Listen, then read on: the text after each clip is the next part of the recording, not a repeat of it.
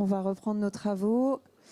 En préambule, je vais donner la parole à Grégory Planche, qui est président du comité régional Auvergne-Rhône-Alpes des clubs omnisports depuis maintenant 2 ans et donc qui a participé à l'organisation de ce salon. Merci. Bonjour à tous et merci d'être aussi nombreux sur ce salon sport et association. Je remercie énormément la Fédération française des clubs omnisports d'être venu sur notre territoire, le territoire Auvergne-Rhône-Alpes, et sans oublier aussi les clubs qui ont participé et qui sont partenaires aussi de l'événement avec l'ASM, le Stade Clermontois, le GUC et l'ASPTT. Et je vous souhaite à tous une excellente bienvenue sur ce beau territoire Aura, et profiter de ce salon pour tisser aussi des liens avec notre comité, pourquoi pas, mais aussi entre vous, entre les différents comités pour que puisse rayonner l'omnisport sur la région Aura, mais aussi sur le territoire national. Merci beaucoup.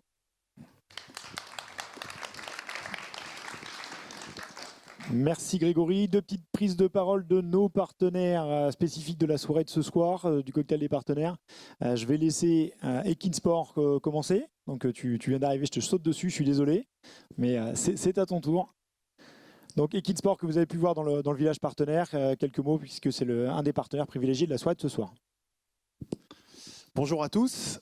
J'avais normalement un petit clip qui devait passer, je ne sais pas si en régie on est prêt, mais c'est pas grave. Donc moi je représente la société Ekinsport, qui est un équipementier sportif, partenaire de la fédération depuis 1 an. Donc nous on vous propose forcément de vous accompagner sur vos sections, sur les besoins en équipement sportif, spécifiquement avec la marque Nike que je porte.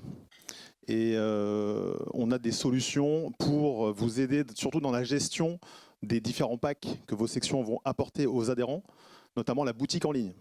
C'est-à-dire que vous n'avez plus à vous occuper de récolter les commandes des licenciés, mais tout est fait sur notre site internet au niveau de la boutique en ligne.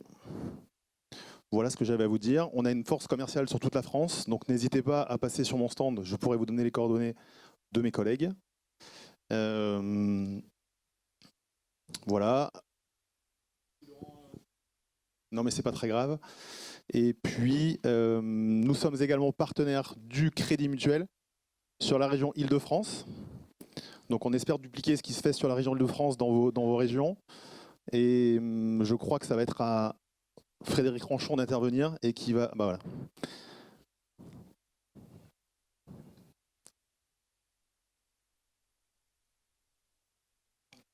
C'est pas grave s'il n'y a pas de ton.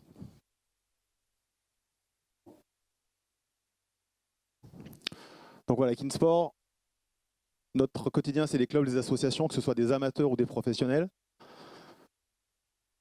Donc une équipe commerciale sur une grosse partie de la France, donc forcément un ou plusieurs commerciaux dans vos régions. C'est également un site de e-commerce et on se sert de cette plateforme pour créer les boutiques en ligne de vos sections, que ce soit du foot, du basket, du badminton, du rugby. Et chaque licencié est en autonomie pour commander ou son pack ou ses compléments. Le gros point positif d'Ekinsport avec Nike, c'est qu'on aura un stockage permanent des produits Nike toute la saison à Nice dans notre dépôt. Donc tout est piqué en stock, marqué dans nos ateliers. L'infographie va travailler vos logos sponsors, vos logos club, les initiales, les prénoms des licenciés. Une fois que tout ça est validé, les produits passent en production. Et ensuite, on vous livre les produits prêts à l'emploi dans vos clubs pour pratiquer votre discipline. Voilà, donc on fait forcément toutes les disciplines sportives. Donc pour l'omnisport, on pourra répondre à tous vos besoins.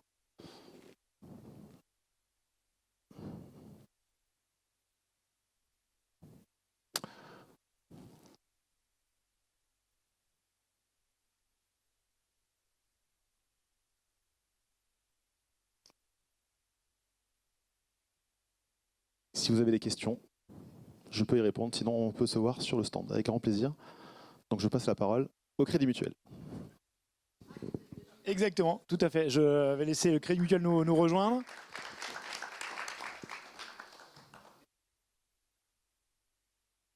Donc Crédit Mutuel qui est partenaire de la fédération, alors au niveau Île-de-France depuis un an, avec la fédération Auvergne-Rhône-Alpes qui nous a accompagnés sur le salon cette année, avant de passer certainement à l'échelon national très bientôt. Oui, bonjour à toutes et à tous. Alors, j'ai pas prévu de diaporama ou de film, donc je vais essayer de vous parler, de vous intéresser surtout. Effectivement, le Crédit Mutuel, je reprendrai au départ, c'est une banque un petit peu différente. C'est une banque un peu différente et on a un gros avantage, et vous le savez, on ne fait pas partie du CAC 40, on n'est pas coté en bourse, donc on n'a pas d'actionnaire à rémunérer. Alors, vous allez me dire, qu'est-ce que vous faites de votre argent? Alors, on peut faire un tas d'or, éventuellement, on peut tayloriser. L'idée qu'on a eue, c'est de faire autrement et de se dire qu'à un moment donné, il faut redistribuer à nos territoires, à nos adhérents, à nos sociétaires, à nos associations, finalement, nos bénéfices. Et c'est ce qu'on a fait cette année avec le dividende sociétal. Vous avez dû le voir dans la presse. On a décidé de redistribuer 15% de nos résultats. C'est juste un peu plus d'un demi-milliard d'euros qui vont aller sur 3 piliers différents. Transition écologique, l'inclusion et le mécénat. Je vous dis ça parce qu'il y a quelques années, je dirais il y a à peu près 22 ans maintenant, on s'était dit qu'est-ce qu'on pourrait faire au Crédit Mutuel pour rassembler tout le monde. Et on avait trouvé, le Crédit Mutuel donne le là. On avait trouvé la musique et on s'était dit finalement, là c'est bien le lieu où tout le monde peut se réunir, peu importe les idées politiques, peu importe les âges, et on va réussir à regrouper tout le monde. Et il y a quelques années maintenant, une fois avoir passé ce cap, vous savez qu'on est très présent dans tous les festivals, on est très présent dans l'ensemble des émissions de télé en particulier, on s'est dit pourquoi pas le sport. Finalement, il y a deux thématiques où on peut regrouper du monde, c'est la musique et c'est le sport. Et c'est vrai qu'on a enclenché maintenant il y a quelques années, avec notre logo Crédit Mutuel Donne l'élan, en se disant on est la première banque des associations en France, et bien on va aider le sport pour l'inclusion des personnes bien évidemment, et on va aider à différents niveaux. Au niveau national, je me permets de vous rappeler que nous sommes le partenaire principal de la Fédération française d'athlétisme, partenaire aussi major sponsor de la pétanque. On a actuellement un bateau là, qui est sur direction le trophée Jacques Vabre, un classe 40 qui d'ailleurs est en tête de sa catégorie. Enfin, on a des partenaires qui sont très très forts. Vous avez rappelé tout à l'heure les partenariats en particulier régionaux. On a des partenaires qui se déclinent au niveau local aussi. Il faut savoir que la région que je préside, aujourd'hui on a des partenaires en particulier dans le sport féminin. On était hier au conseil départemental et la vice-présidente a rappelé notre partenariat important avec le Volleyball Club de Chamalières, voilà, qui est une des 14 meilleures équipes en France. Son président un petit peu plus loin, là, qui fait partie du comité directeur. Vraiment, on est à votre disposition. Toutes les caisses locales après déclinent des petits partenariats parce qu'il n'y a pas que les gros qui nous intéressent. Il y a aussi quelquefois un club local. C'est peut-être une association, une petite association qui a besoin d'être aidée ponctuellement par le Crédit Mutuel et on le fait. Et on le fait vraiment. D'autant plus qu'aujourd'hui, je vois Marianne Lafaille qui est devant moi, qui tient le stand au premier étage, elle vous le dira mieux que moi, mais on a décidé bien d'agir aussi, d'aider l'associatif en donnant la gratuité au niveau des mouvements, des comptes, au niveau de la tenue du compte pour les petites associations, au niveau de la responsabilité civile des dirigeants. Vous connaissez le 50-50, vous connaissez le PSO. Enfin, on a beaucoup d'éléments qui font qu'aujourd'hui, je crois qu'il est intéressant d'avoir une discussion avec le Crédit Mutuel que je préside. Voilà, je vous encourage tous à venir nous voir. Encore une fois, bravo pour ce congrès. Bravo de l'avoir fait à Clermont-Ferrand. Clermont-Ferrand est quand même central. Et je vous souhaite le meilleur pour l'avenir, vos projets, vos associations, et si possible en collaboration avec notre groupe bancaire mutualiste. Merci à tous et à toutes.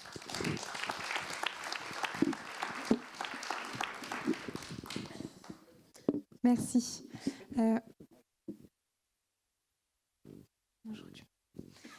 En préambule de notre après-midi de travail, je vais laisser la parole à Pascal Thibault pour nous parler de carnet de voyage.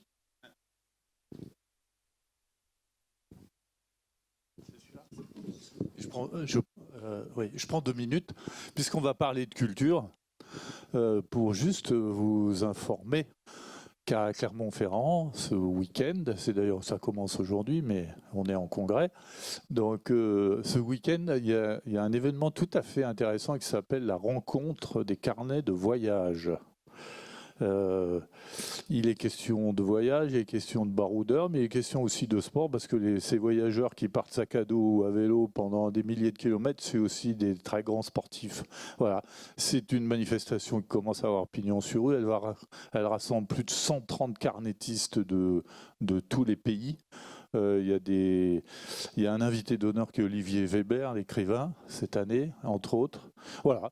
Donc, si vos trains sont en retard, ce que je ne souhaite pas, mais ça peut arriver, vous pourrez occuper le temps de manière utile et agréable. Ça se passe au Polydôme de Clermont-Ferrand et c'est à 10 minutes à pied d'ici. Voilà. Google, la rencontre des carnets de voyage, vous allez tomber tout de suite sur le programme, les explications. Bien. Cette parenthèse culturelle étant terminée, il m'est choix d'introduire l'après-midi et surtout une petite intervention d'introduction de Audrey Prieto. Alors, qui c'est Audrey Prieto? C'est un drôle de personnage. Elle est un peu du coin quand même, puisqu'elle est auvergnate, elle est issue de l'ASM, elle a été championne du monde de lutte. Mais elle fait plus que ça, elle s'occupe d'un tas de trucs partout. Alors, elle est entre autres présidente de l'US Métro et est terriblement investie dans beaucoup de domaines, dont le sport au féminin. Audrey, je vais lui laisser la parole, elle en parlera mieux que moi.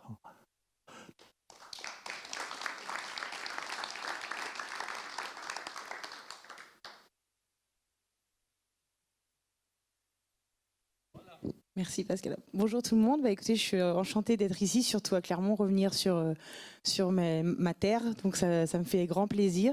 Merci à la Fédération française des clubs omnisports, dont je suis aussi à leur côté au conseil d'administration, puisqu'on a pu mettre en place le projet Omnisport pour elle, qui était vraiment une belle aventure et qui maintenant se décline au niveau national. Et c'est important de le rappeler, puisque, comme le disait Pascal, complémentaire à être championne du monde, voilà, je suis passée du côté des dirigeants. Et donc, en tant que présidente de club, je me suis sentie assez seule. Et effectivement, quand j'ai rencontré la FFCO, je leur ai proposé de créer un réseau de jeunes femmes dirigeantes. Et le projet Omnisport pour elles a été créé. Donc on parle de sport, on parle aussi de sport au féminin, effectivement. Et donc dernièrement, j'ai accepté la fonction de déléguée générale de la fondation Alice Milia. Alors, je ne sais pas si vous connaissez qui est Alice Milia, mais on ne va pas partir là-dessus, sinon c'est trop long. Mais voilà, c'est quelqu'un qui a été très méconnu pendant longtemps et effectivement qui maintenant a sa statue aux côtés de Monsieur Coubertin au comité olympique, et on est ravis. Et donc ça représente vraiment l'avenir, un petit peu comme une coprésidence, un homme et une femme. On ne va pas rentrer dans ces débats. Je suis ravie d'être avec vous aujourd'hui et je remercie beaucoup Pascal pour l'invitation et la petite partie où il m'a demandé de faire une introduction, parce qu'effectivement, vous n'êtes pas obligé de mettre ma tête comme ça. C'est pas gentil. Donc effectivement, la culture, le sport, l'insertion, toutes ces valeurs dont on parle. Le sport, on le dit souvent, n'a pas vraiment de valeur. C'est plus les hommes et les dirigeants, les éducateurs, les clubs, de tout ce qu'on en fait. Et c'est très important. Et puis, quand on fait les Jeux Olympiques, donc moi j'ai eu la chance de faire Pékin, et quand on fait les Jeux Olympiques, on devient ambassadeur en fait dans la région. À Clermont-Ferrand, il y a aussi des ambassadeurs dans toutes les régions. Et en tant qu'ambassadrice, je suis souvent intervenue dans les quartiers et au niveau des jeunes filles. Et le sport pour ces jeunes filles et pour ces jeunes, je pense que vous le savez tous, hein, je vous donne pas un secret. Ça leur fait, il y a des yeux qui brillent. Ces enfants, quand ils rencontrent des champions, derrière, c'est tout un volet pédagogique que nous, les champions, on a la possibilité, pas seulement les champions, mais les dirigeants de clubs, on a la possibilité aussi de donner à ces jeunes, c'est leur transmettre des valeurs, leur transmettre des principes, leur transmettre beaucoup de choses, leur permettre de découvrir les métiers du sport. Et donc, on parle d'insertion, de leur faire découvrir aussi d'autres cultures, puisqu'on parle de sport et culture. En fait, le sport, quand on dit que c'est universel, ça paraît très bateau et très utopiste. Mais il n'y a que le sport qui peut faire tout ça. Et donc, voilà, je suis ravie d'être avec vous aujourd'hui. Et bravo à vous toutes, aussi et vous tous, que vous êtes tous impliqués, que ce soit dans des clubs, des comités, des ligues. Vous êtes des partenaires. Donc, vraiment, merci à vous. Merci pour le sport. Merci pour tout ça. Merci Gérard, le président de la FFCO. Merci à tous les collaborateurs qui ont pu organiser ce salon.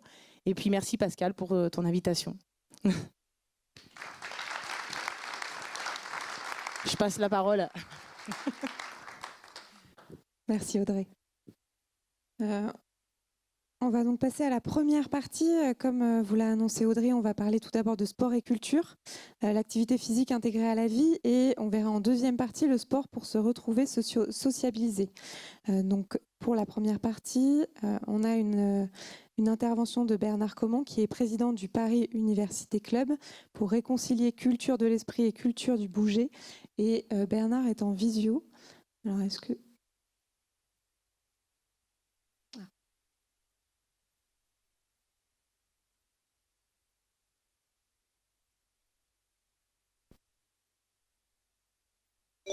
Bienvenue sur Blue Jeans.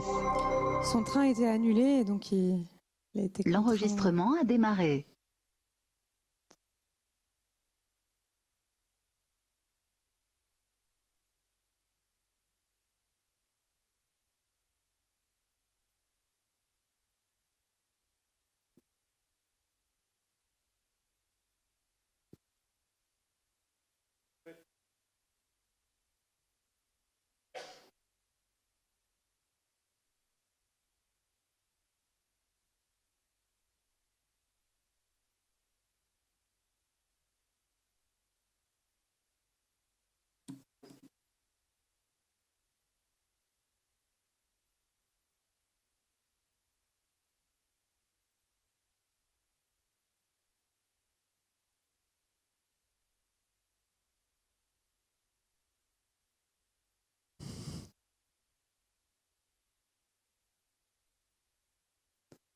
Bernard ? Parfait. Attendez, on ne vous entend pas. Voilà, vous m'entendez? Parfait. Donc je disais, Bernard Comment, président du Paris Université Club, pour réconcilier culture de l'esprit et culture du bouger. Je vous laisse la parole. Merci, bonjour à toutes et tous. Je suis désolé de ne pas être parmi vous. La météorologie en a voulu autrement hier. Je ne vais pas m'appesantir là-dessus. Je ne vais pas non plus m'appesantir sur l'historique du PUC, qui est assez long. Club fondé en 1906, aujourd'hui composé d'environ 45 sections, 9000 adhérents. Ce que je voulais signaler au passage, puisque vous êtes, pas mais vous êtes à Clermont-Ferrand, c'est que eh bien, il y a une figure qui est associée au PUC et à Clermont-Ferrand, c'est Michel Samper, hein, le grand athlète, coureur de 400 mètres, 800 mètres, champion de France, et qui a fait sa formation universitaire à l'École nationale supérieure de chimie de Clermont-Ferrand, d'où il est sorti ingénieur chimiste. Il a fait sa formation entre 65 et 68, et ça me semble le bon tremplin pour précisément insister sur ce mariage nécessaire et à toujours renouveler entre la pratique physique du sport, qui est toujours assez évidente, mais aussi la pratique de l'esprit, mens sana in corpore sano. On connaît tous et toutes cette formule latine, mais elle est au cœur de nos pensées aujourd'hui et de nos réflexions. Le sport n'est pas forcément une fin en soi. C'est notre credo, en tout cas au PUC. Nous savons que, bien qu'ayant 9000 adhérents, nous allons former peu de champions, peu de championnes. C'est souvent en unité ou en dizaines, quand tout va bien. En revanche, notre mission, elle porte justement sur l'accomplissement collectif que nous devons mener avec l'ensemble de ces 9000 adhérentes et adhérents. Nous formons des citoyennes, des citoyens et très peu de championnes et de champions, si l'on entend par là des gens qui consacrent l'essentiel de leur journée au sport et qui, pour certaines ou certains, réussissent à en vivre. Lorsque j'ai repris la présidence du PUC, Omnisport, en février 2002, il y a donc 1 an et demi, après 10 ans passés à la tête de la section football, j'ai énuméré et désigné 4 missions ou 4 priorités. L'écologie, le développement durable, je ne crois pas à la possibilité aujourd'hui d'entreprendre quoi que ce soit sans inscrire cette préoccupation dans la tête de chacune et chacun. On sait que c'est difficile, on sait que les gens ont facilement tendance à tourner le dos et à renouer avec leurs pratiques anciennes. Donc l'écologie et le développement durable, c'est ainsi qu'on a fait un vrai investissement, par exemple, pour changer toute notre flotte de véhicules et pour passer à l'électrique. Je ne dis pas que c'est la solution définitive et optimale, mais quand même, c'est une réelle contribution à la sauvegarde de la planète. On a lancé un plan vélo pour inciter tout le monde à venir au stade en vélo. On a instauré, et on doit encore l'en développer et l'intensifier, un plan zéro plastique dans nos pratiques. Le deuxième point, la deuxième priorité, c'est la parité et la diversité. Oui, on est en retard. On est en retard dans notre gouvernance en termes de parité, notamment. On est en retard en termes de pratiques sportives quotidiennes aussi. La parité, ça ne tombe pas du ciel. Il faut être, je crois, proactif et vraiment pousser à ce que de plus en plus de femmes nous rejoignent dans cette pratique du sport et dans la gouvernance du sport. Je dois dire que pour compenser, un peu artificiellement, mais pour compenser quand même le déséquilibre qu'il y a dans notre conseil d'administration, nous avons décidé 2 fois par an, c'est-à-dire sur 9 conseils d'administration, d'en faire 2 par an à parité. C'est-à-dire qu'on augmente le nombre d'administratrices jusqu'à ce qu'il y ait autant d'administratrices que d'administrateurs. Et je peux vous dire que ce sont les meilleurs conseils d'administration de l'année, d'où viennent beaucoup d'idées que nous, hommes, n'aurions pas eues parce que nous n'avons pas la même expérience de terrain. Le troisième point, c'est que je pense qu'on ne peut plus penser le sport comme isolé dans sa tour d'ivoire, mais qu'il faut au contraire l'inscrire dans une préoccupation de société. Et au premier rang de cette préoccupation de société, il y a la question de la santé publique. Nous avons un gros projet de développement au PUC et ce projet s'inscrit totalement dans une perspective de santé publique. J'aurai un peu de temps pour y revenir. Et le quatrième point, parce que nous étions en période olympique, et qui dit Jeux olympiques dit aussi Olympiade culturelle, eh bien, c'est précisément la culture et le rapprochement entre le sport et la culture. Nous avons, je crois, nous, dirigeants du sport, un rôle énorme et une très grande importance dans la société d'aujourd'hui. Nous avons un rôle, nous avons aussi une responsabilité sociale et sanitaire. La santé publique, c'est faire en sorte que les gens viennent faire du sport. Et sur ce point, je crois qu'il faut être lucide aussi. Les clubs sont souvent des espaces et des structures qui intimident. Il y a nos adhérentes, il y a nos adhérents, mais ceux qui n'en font pas partie ne viennent pas facilement, ne viennent pas forcément facilement dans un club. Et c'est une question qu'il faut que nous nous posions. Comment est-ce que nous sommes perçus de l'extérieur et comment ouvrir nos portes à ceux qui hésitent à venir, qui n'ont pas forcément le goût de la discipline sportive, mais qui veulent se faire du bien et qui veulent précisément entrer dans des formes assez douces de sport santé que nous sommes évidemment appelés par la société, le monde d'aujourd'hui et le monde post-Covid à développer. Je pense que à ce titre, ce qui peut contribuer à réduire le côté intimidant d'un club, c'est de ne pas proposer simplement une pratique ponctuelle, mais c'est de proposer une expérience, c'est-à-dire un temps passé dans l'espace du club qui peut intégrer à la fois un moment de musculation, un moment de cardio, un moment de pratique de tel ou tel sport, et puis, et ça, c'est évidemment le cœur palpitant et le poumon d'un club, c'est le clubhouse, qu'on a, nous, appelé notre social club, puisque grâce à la ville de Paris, il y a 2 ans, nous avons récupéré enfin un espace, car nous n'avions pour nos 9000 adhérents aucun espace à proposer pour la convivialité. Nous avons retrouvé, alors là pour le coup, un très bel espace qui est devenu ce cœur palpitant, à partir duquel, justement, on peut commencer à proposer ce qui relèverait d'une expérience. Et c'est à partir de ce social club que s'orchestrent les nouveaux développements.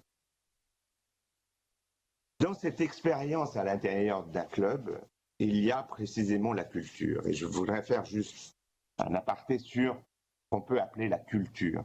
La culture, ce n'est pas juste un loisir, ce n'est pas juste une décoration, ce n'est pas juste un divertissement. Roland Barthes, dans Le Monde, journal Le Monde en 1974, posait la question: que deviendrait une société qui renoncerait à se distancer d'elle-même?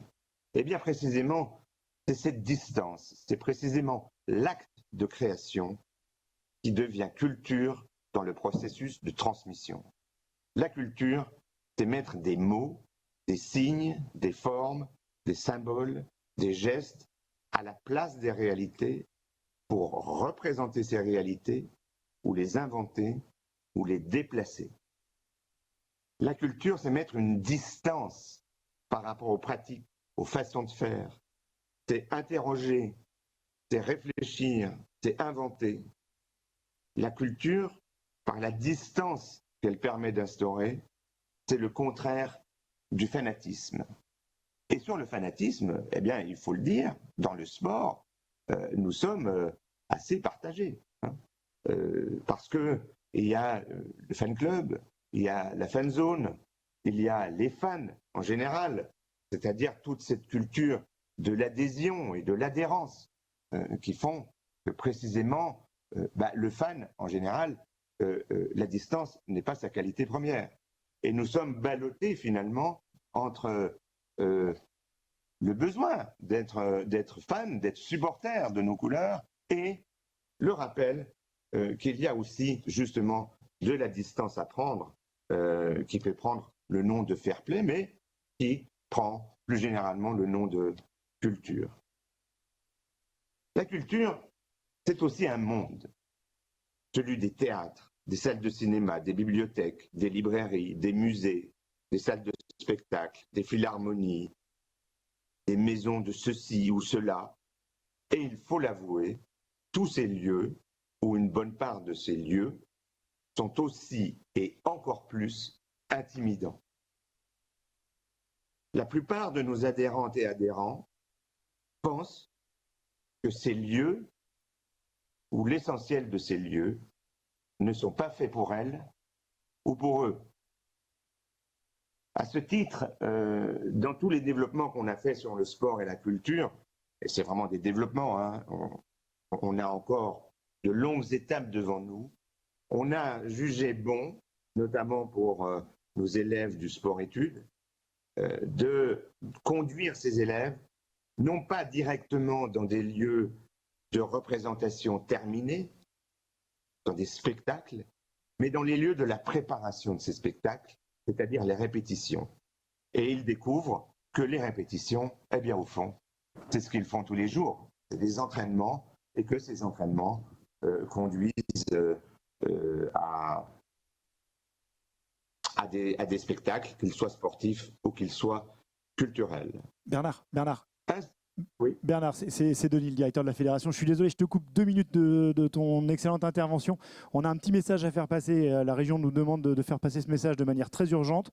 Il y a un véhicule Renault Zoé blanche immatriculé EQ 822HA qu'il faut absolument déplacer très rapidement. Si ça concerne quelqu'un dans la salle, si c'est possible de la décaler très rapidement, c'est pas chez nous, donc ça ne servait à rien. Ok. Désolé Bernard de ce contretemps, je te laisse continuer, je suis vraiment désolé. Bon, c'est pas ma voiture en tous les cas, et je voulais quand même revenir donc sur cette idée que installer la culture dans un club, ça n'est pas facile. Il faut le dire, il faut l'avouer, ça n'est pas facile. Et il a fallu notamment toute l'opiniâtreté de Nathalie Lacroix, qui va mener, je crois tout à l'heure, avec certains d'entre vous, à un atelier. Il a fallu toute cette opiniâtreté pour petit à petit construire un public, ouvrir les esprits, mais on y arrive. On y arrive, et notamment grâce à la merveilleuse curiosité des enfants et des préadolescents. Ce sont les meilleurs vecteurs de ce mariage entre la culture et le sport. Je vais ici mentionner 3 expériences. La première, c'est une visite qui a été faite au Cyclope. Le Cyclope, c'est une grande sculpture en forêt de Fontainebleau qui a été conçue par Jean Tinguely, Niki de Saint-Phal, César et autres, dans laquelle on peut entrer, etc. Et un groupe d'élèves de sport-études sont allés visiter cet objet artistique qui pouvait être déconcertant, et ils avaient pour mission de réaliser une petite émission radiophonique. Et ils ont formidablement accompli cette mission, et ça a été pour eux une très belle expérience d'ouverture et d'éveil. La deuxième expérience, on l'a faite en partenariat avec la Fondation Cartier, qui, au printemps dernier, accueillait une grande exposition de Fabrice Hibert. Fabrice Hibert, scientifique de formation, mais devenu un grand artiste de l'art contemporain, mondialement reconnu et salué, et qui, il y a un peu plus de 20 ans, a choisi d'acheter un terrain désertique dans sa Vendée natale pour y, non pas planter, mais semer une forêt et y installer son atelier. Et puis, cette forêt est maintenant luxurieuse, elle a poussé. Il continue de mener son œuvre là-bas, et les enfants du sport-études ont pu aller à la fois visiter l'exposition à la Fondation Cartier, mais aussi ont été accueillis par Fabrice Hibert dans son atelier, qui leur a fait aussi visiter la forêt, qui leur a expliqué sa démarche d'inscrire l'art dans le temps. Et ils ont par ailleurs disputé un match de football contre une équipe voisine, l'équipe de Luçon. Je crois qu'ils sont rentrés très émerveillés et très fiers de cette expérience. Et puis, la troisième expérience, c'était une soirée que nous avons organisée à la veille de la Coupe du Monde controversée, on peut le dire, au Qatar, la Coupe du Monde de football. Et c'était une soirée dialogue entre le romancier Olivier Guèze, qui a écrit de très très beaux livres sur le sport et sur le football, dont il est fort bon connaisseur. Donc un dialogue entre le romancier Olivier Guèze et Rai, la figure emblématique du Brésil et du Paris Saint-Germain. Et à un moment donné, au terme de ce dialogue, il y a un petit garçon d'11 ans, qui s'est levé, comme ça, bien droit dans la salle, et qui a dit « Mais monsieur Rai, vous avez réussi, vous êtes devenu une vedette. Est-ce que vous pourriez nous donner un conseil pour réussir nous aussi ?» Et Rai a été formidable parce qu'il a pris le temps, il a fait une longue réponse que je vais ici vraiment condenser et résumer. Il a dit « Eh bien, tu vois, moi j'ai fait des centres de formation, j'ai joué dans des grands clubs, et quand on est à l'entraînement, finalement, ce qui différencie un joueur de l'autre, et en particulier dans un centre de formation, ça tient à très peu de choses. Mais ce peu de choses, ça peut être justement le fait que toi, tu es là ce soir, et tu te lèves et tu poses une question. Donc, tu t'intéresses à d'autres choses.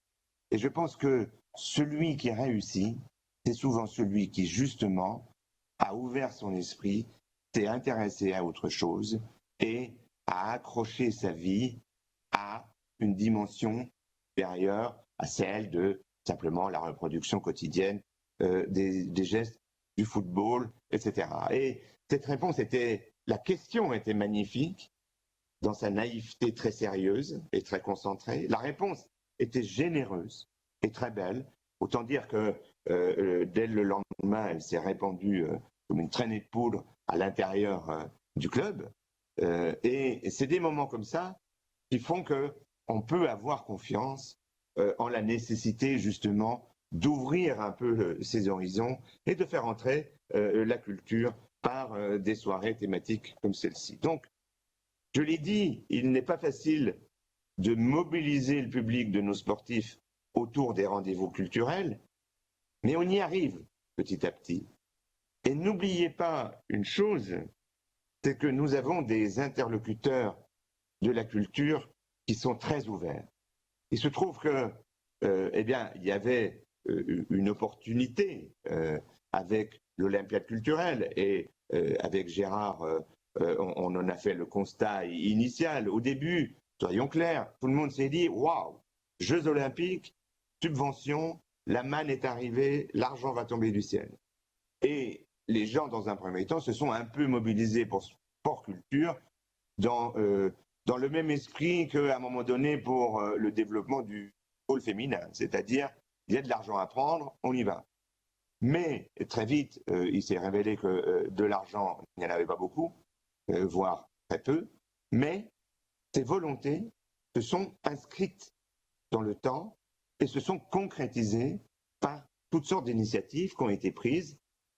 Évidemment, il y en a peut-être plus en région parisienne, puisqu'elles accueillent directement, elles accueillent directement les JO, mais je pense un peu dans toute la France.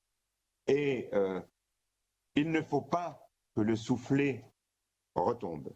Je disais que les interlocuteurs de la culture sont très ouverts, et c'est vrai, parce que eux, plus encore que nous, sont soucieux de renouveler et d'élargir leur public, et nous pouvons les y aider. Ils le savent. J'ajoute, petite parenthèse, que dans les formations municipales, dans les gouvernances municipales, le poids de l'adjoint à la culture est souvent important, est souvent supérieur à celui de l'adjoint au sport, et que dans ce mariage, le sport a directement ou indirectement beaucoup à gagner. Le monde change et nous sommes à l'ère de la chronotopie. Alors, je ne suis pas un fan personnellement de ces nouveaux mots un peu abscons, mais enfin, la chronotopie, elle désigne une exigence quand même très importante aujourd'hui, c'est que c'est vraiment le croisement de l'espace et du temps. C'est-à-dire que nous avons, par propriété ou par délégation de service public ou par convention d'occupation, des équipements qui sont mis à notre disposition, des équipements sportifs. Et notre rôle, c'est d'ouvrir ces équipements le plus possible. Dès lors que la collectivité a consenti à faire un investissement pour un équipement, cet équipement doit revenir vers la collectivité de la façon la plus large possible. Et je sais par exemple que c'est quand même toujours une déception et presque une indignation chez moi quand j'arrive parfois au PUC le matin et que je vois la moitié ou les trois quarts de nos cours de tennis vides, inoccupés. Hein? Je dis non, nous n'accomplissons pas bien notre mission si nous n'avons pas le souci de remplir ces équipements du matin au soir, toute la semaine et toute l'année. Il est clair que cet impératif, il pèse aussi sur les épaules des dirigeants des équipements culturels.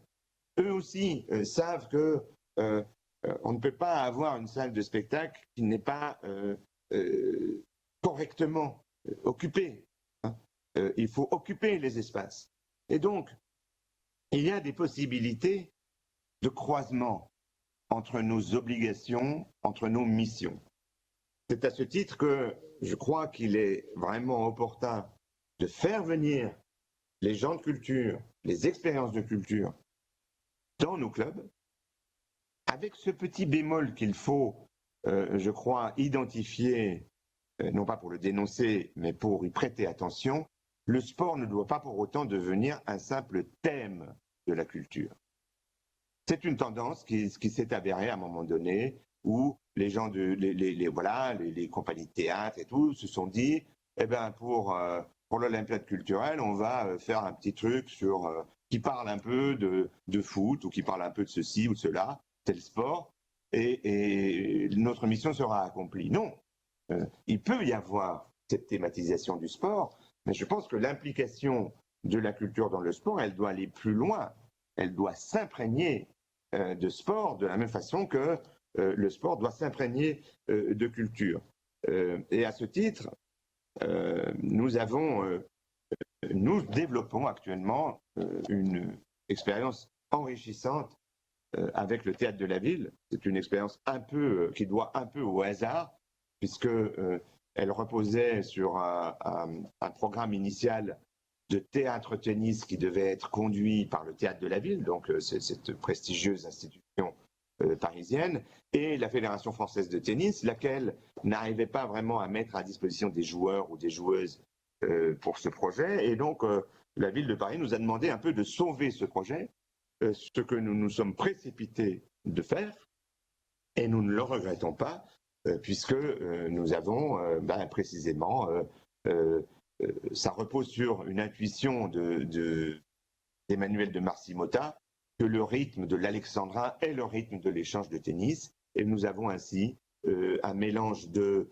pratiquants du tennis et d'actrices-acteurs qui échangent sur un cours de tennis en récitant des vers de théâtre ou des vers de poésie pour l'avenir.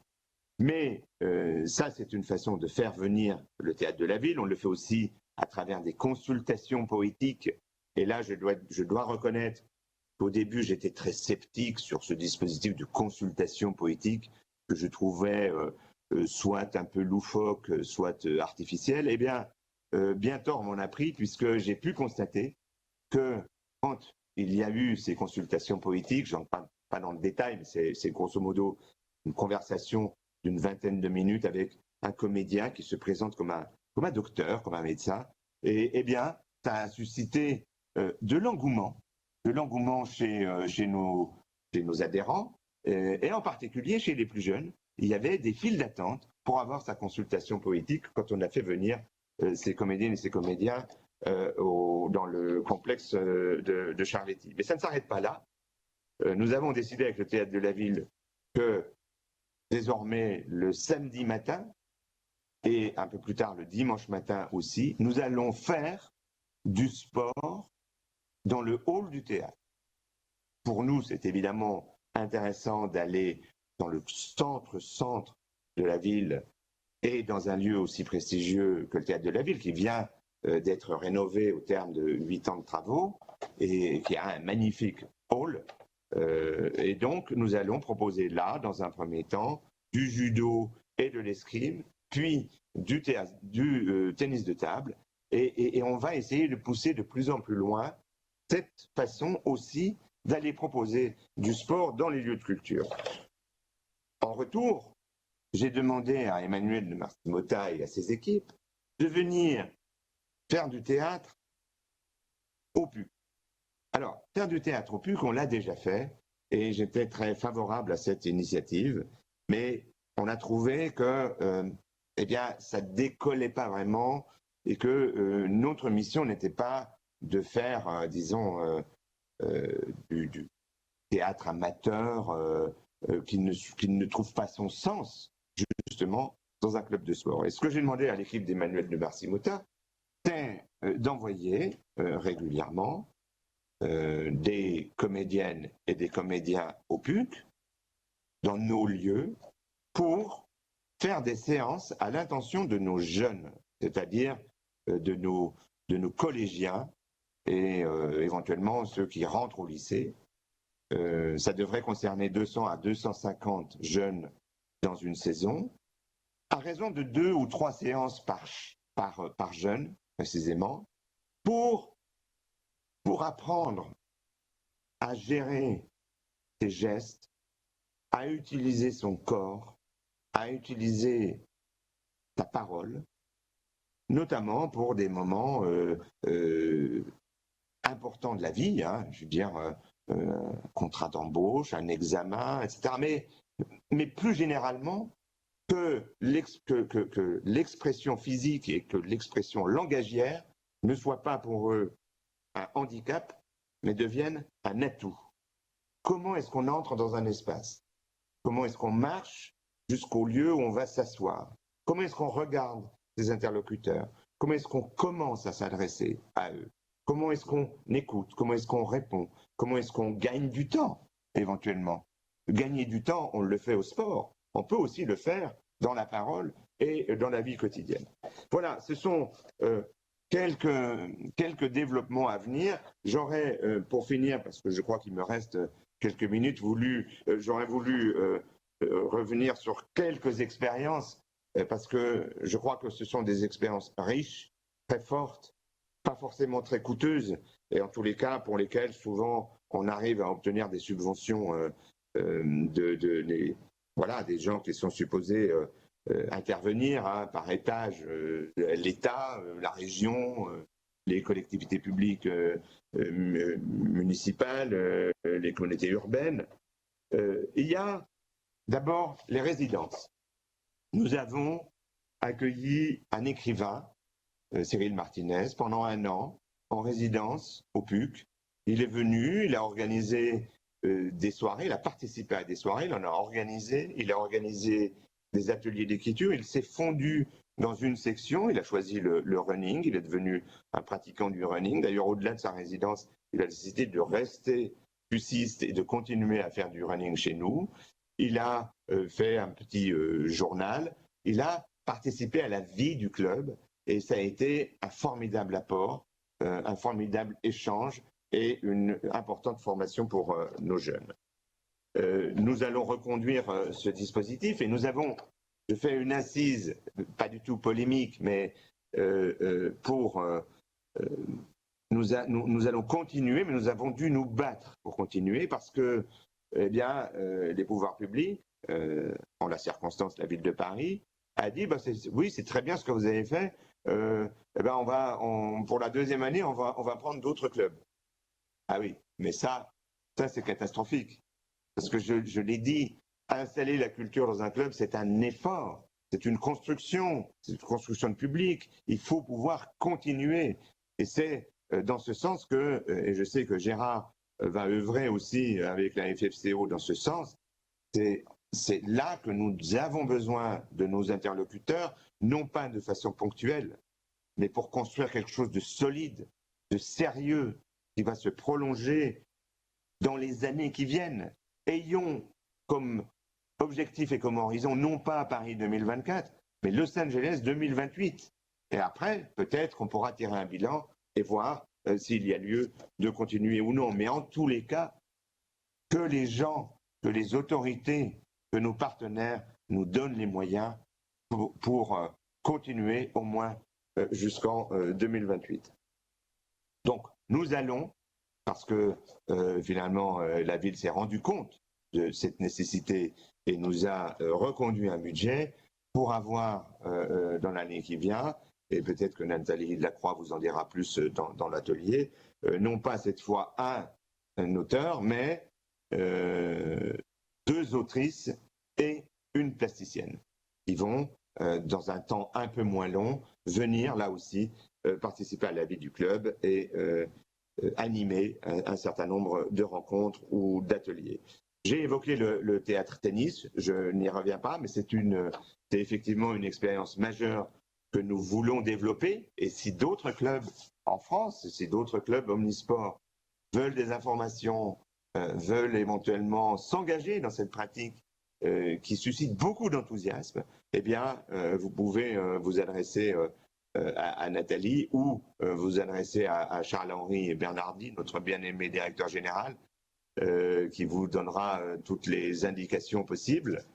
Je voulais revenir aussi sur une autre soirée qu'on a faite avec Marie-Josée Pérec. Ça, c'était absolument merveilleux. Marie-Josée Pérec qui est passée, elle a fait quand même 2 saisons au PUC avant de partir sous d'autres cieux. Et on a fait une soirée absolument merveilleuse avec elle, qui était en dialogue avec un auteur, un romancier, et puis notre auteur invité, évidemment, notre auteur résident, Cyril Martinez, et une jeune autrice, ex-championne de Belgique, je ne sais pas de quelle catégorie, mais de saut en longueur, qui est devenue une autrice, une slameuse, et qui a sorti son premier roman cet automne, qui s'appelle Lisette Lombé. Et ça a été une formidable soirée avec Marie-Josée Pérec, qui, du coup, va devenir la marraine d'une grande opération que nous lançons avec la ville de Paris, et qui va s'appeler les Jeux poétiques de Paris, façon de faire en sorte que la poésie va envahir la ville, avec toujours une composante sportive et à la clé un concours de slogans poétiques. Gérard Perrault et la FFCO sont partenaires de ce concours de slogans poétiques, et donc tous les clubs omnisports vont être ou ont déjà été contactés et sensibilisés pour faire en sorte que leurs adhérents participent à ce concours. Nous avons eu aussi une journée formidable le 17 septembre dernier qui s'appelait Forum Olympique PUC, où il y avait une abondance de propositions de tout genre, propositions culturelles qui se croisaient avec la pratique du sport telle qu'elle doit advenir dans un lieu dédié au sport. Il y avait un match de football de Coupe de France, il y avait un tournoi officiel de tennis, etc., etc. Il y avait de l'athlétisme, et puis il y avait des interventions d'artistes, des consultations poétiques, un marathon de concerts, le concert de la Loge, et notamment le résultat, le rendu d'une mission photographique. Alors ça, c'était un vieux rêve que nous avions, enfin vieux, pas si vieux que ça, mais un rêve, disons, bien ancré que nous avons avec Gérard Perrault, d'associer la photographie au sport. Et nous avons pu, avec des moyens limités, mais avec une ambition qui était réelle, développer une mission photographique en Île-de-France sur le sport amateur. C'était important aussi, dans ce moment qui va être celui de la haute compétition dans les Jeux Olympiques, de rappeler l'importance et la nature fondatrice du sport amateur. Et nous avons mis en place une mission photographique sous le nom de Super Pixel. Je crois qu'elle vous a été aussi exposée et présentée hier. Je ne m'y attarde pas, mais je pense qu'il y a un vrai beau développement à faire entre le sport et la photographie. Et en tous les cas, là aussi, un certain nombre de clubs ont ouvert leurs portes, des sections ont ouvert leurs portes. Il y a eu cette rencontre qui est parfois un peu crispée au début et qui finit par des amitiés, par des complicités, par une création artistique et par l'ouverture justement de l'esprit de nos sportives et de nos sportifs. Ce que je voudrais dire pour finir, c'est que je pense vraiment que nous devons continuer et nous devons être aidés à continuer à mener ce mariage entre le sport et la culture dans les années à venir. Et pour moi, marier le sport et la culture, c'est aussi travailler sur un retour ou une intensification d'une société de la confiance. Nous vivons du matin au soir dans des réflexes de plus en plus marqués, de plus en plus encouragés d'une certaine façon à la méfiance. Et je pense qu'au contraire, nous devons mettre, nous, sportifs, et les gens de culture avec nous, tout en œuvre pour retrouver de la confiance. On sait à quel point, dans la pratique du sport, dans la pratique la plus élevée du sport, la confiance est peut-être l'élément le plus déterminant. On sait à quel point précisément la culture peut donner confiance quand on est dans la vie, dans les échéances de la vie. Eh bien, avec la culture, avec ce que la culture nous apporte, nous pouvons aborder ces échéances avec confiance. Et donc, je pense que le rapprochement du sport et de la culture peut contribuer à rétablir une société de la confiance et à tourner le dos à une société de la méfiance que certains veulent aujourd'hui nous vendre. Merci de votre attention.